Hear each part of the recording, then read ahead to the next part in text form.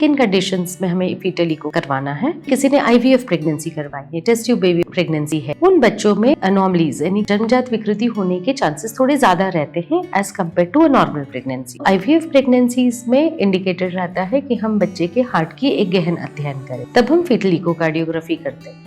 उसके अलावा यदि कभी कभी होता है कि माँ जब खुद स्वयं बच्ची थी तब उनको हार्ट की कोई प्रॉब्लम थी और या तो वो प्रॉब्लम ठीक है या वैसी ही बनी हुई है या ऑपरेशन द्वारा ठीक हुई, तो यदि माँ को खुद को जन्मजात विकृति थी हार्ट की और अभी वो प्रेग्नेंट है तो उनमें चांसेस होता है कि उनके बच्चों में हार्ट डिजीज या हार्ट की कंप्लेंट आए, तब उनमें हम ये फीटल इकोकार्डियोग्राफी करते हैं। बहुत बार ऐसा होता है कि माँ डायबिटिक होती है या उन्हें प्रेगनेंसी के दौरान में डायबिटीज आ गया, जैसे जेस्टेशनल डायबिटीज बोलते हैं, तो उनमें भी फीटल इको किया जाता है। साथ ही बहुत बार ऐसा होता है कि माँ में कुछ प्रॉब्लम्स होती हैं ऑटो इम्यून वाली, जो इम्यूनिटी की कुछ दिक्कतें होती हैं, तो वो जो इम्यून एंटीबॉडीज बनी हुई है वो बेबी के हार्ट पे अटैक करती है, जैसे जॉगरन सिंड्रोम वगैरह होता है। जिन माताओं को ये प्रॉब्लम होती है वो उनको इस बारे में पहले से सलाह दी जाती है कि यदि वो प्रेगनेंसी करेंगे तो उनके बेबी के हार्ट को बहुत ज्यादा डिटेल में देखना पड़ेगा। उन महिलाओं के लिए फीटल इकोकार्डियोग्राफी 18 हफ्ते पर ही करना होती है, ताकि हमें पता चल सके कि बेबी का हार्ट ठीक से डेवलप हो रहा है और उसका फंक्शन, उसकी कार्य क्षमता बराबर है। बहुत बार मदर्स जो होती है वो कुछ दूसरी तरह की दवाइयों पे होती है, जैसे कि एपिलेप्सी की प्रॉब्लम है उन्हें, या कुछ anti hypertensive medicine, blood pressure ज्यादा होता है उसकी दवाइयां ले रही होती है, तो उन दवाओं का असर बेबी के हार्ट पर आता है। तो हमें ज्यादा ध्यान से देखना होता है कि क्या वो हार्ट ठीक से बन रहा है कि नहीं, उसका स्ट्रक्चर बराबर है कि नहीं और उनकी कार्य क्षमता बराबर है कि।